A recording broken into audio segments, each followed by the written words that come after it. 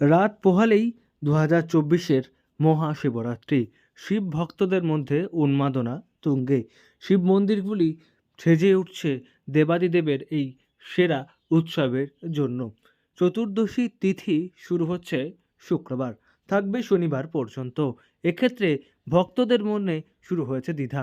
শিবের মাথায় জল ঢালার জন্য সঠিক সময় কখন? শুক্রবার নাকি শনিবার? কখন শিবের মাথায় জল ঢালবেন? এই নিয়েই ভক্তদের মনে দ্বিধা দেখা দিয়েছে। আর সেই সমস্ত প্রশ্নের উত্তর দিয়েছেন বিশিষ্ট পুরোহিত ধীমান বন্দ্যোপাধ্যায়। ওম নমঃ শিবায়। শিবরাত্রিতে আগামীকালকে যে শিবরাত্রিতে পড়েছে, রাত্রির 8টার সময় চতুর্দশী পড়ছে। তো রাত্রির 8টা থেকে, যেহেতু শিবরাত্রি, শিব চতুর্দশী যে রাত্রিটা পাবে সেই রাত্রিরেই শিব চতুর্দশী বা শিবরাত্রি ব্রত।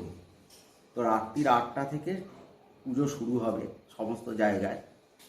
আর যারা বৈষ্ণব মতে যাদের দীক্ষা আছে বা পাটবাড়ি বা ইস্কনের যারা আছে, তারা শনিবার দিনকে, যেহেতু তাদেরকে সূর্যোদয় থেকে তিথি ধরে, তারা শনিবার দিনকে শিবরাত্রি করবে।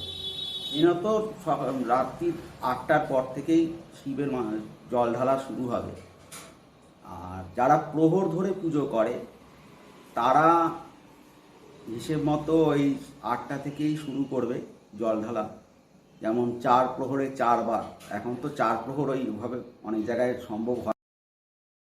তিনি জানিয়েছেন শুক্রবার রাত 8টার পর থেকেই শিবের মাথায় জল ঢালা যাবে, কিন্তু শনিবারও অনেকে শিবরাত্রির পুজো করবেন। বিশেষ করে বৈষ্ণব মতে বা গোস্বামী মতে যারা পুজো করেন, তারা আগামী শনিবার শিবের মাথায় জল ঢালবেন, সেদিনকেই মহাশিবরাত্রি তিথি পালন করবেন। এবং একই সঙ্গে তিনি জানিয়ে দিয়েছেন যে যারা 4 প্রহরে 4 বার পুজো করতে চান তাদেরকে কী করতে হবে। এবং তিনি জানিয়েছেন যে 4 প্রহরে 4 বার যারা শিবরাত্রিতে শিবলিঙ্গের মাথায় জল ঢালতে চান বা শিবের অভিষেক করতে চান, তাদেরকে 4 বারের জন্য 4টি মাটির শিবলিঙ্গ বানাতে হবে এবং প্রথমবার দুধ, তারপর দই, তারপর ঘি এবং মধু, এই 4 রকম দিয়ে 4 বার অভিষেক করতে হবে। যারা একবারে পুজো করবেন তারা সবগুলিকে একসঙ্গে মিলিয়ে শিবলিঙ্গের অভিষেক করতে পারেন। প্রহরে 4 বার যে পুজোর তার নিয়ম হচ্ছে, প্রত্যেকবারই মাটির শিবলিঙ্গ গড়ে তাকে পুজো করতে হয় এবং আবার সমস্ত কিছু পরিষ্কার করে আবার আরেকটি, এইভাবে 4 প্রহরে 4 বার। প্রায় সন্ধেবেলায় পুজো শুরু হলে ভোরবেলায় গিয়ে পুজো শেষ হবে, যেটা আমরা বেলুড়মঠ রামকৃষ্ণ মিশন বা অন্যান্য রামকৃষ্ণ মিশনের যে সমস্ত এনা আছে সেই শাখা বা মন্দিরগুলোতে আমরা দেখে থাকি। প্রথম প্রহরে পুজো হয়, দুধ দিয়ে স্নান করানো হয়।